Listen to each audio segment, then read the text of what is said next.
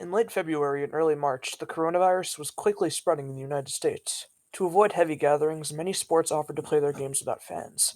On Wednesday afternoon, Utah Jazz player Rudy Gobert brushed off this idea, thinking that the media was blowing the issue out of proportion. He finished the interview by touching microphones and team equipment just to be cocky about it. Ironically, Rudy Gobert himself would end up having the coronavirus. He would pass it on to multiple people unknowingly, including Utah Jazz teammate Donovan Mitchell and a kid from Rhode Island who got Gobert's autograph. After this, the NBA decided to postpone the season until the issue passes.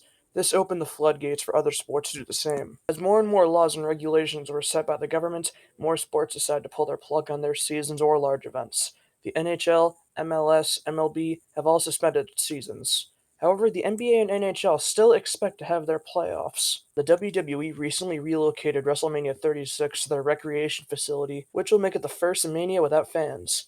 The Masters Golf Tournament has been canceled for the first time since 1945.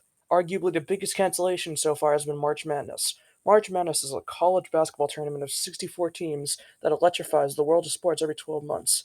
However, this is the first time in history that they have canceled the tournament. There haven't been many times throughout history when every single sport has been put on hold. From 1941 to 1945, our country was in World War II. Since America was in dire need of men for the Army, many athletes either enlisted or were drafted. After 9/11, many sports shut down in honor of victims or in genuine fear of terrorist attacks. The world of sports is completely shut down once again due to the coronavirus. As the months go on, all eyes turn to the 2020 Tokyo Olympics. Arguably the biggest sports gathering there is, will the event even take place with the risk of harming athletes and fans?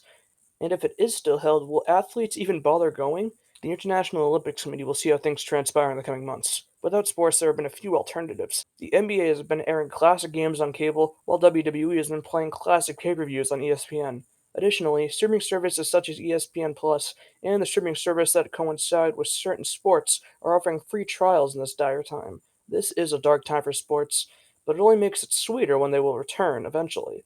Naturally, sports are just a byproduct of the coronavirus outbreak. In reality, it should be the least of the worries of our society. So remember that eventually, if we stand together, tomorrow will be brighter. But we shouldn't actually stand together because we have to social distance.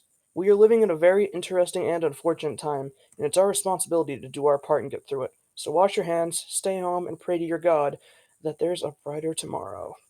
This is Matt Messina, back to you in the studio.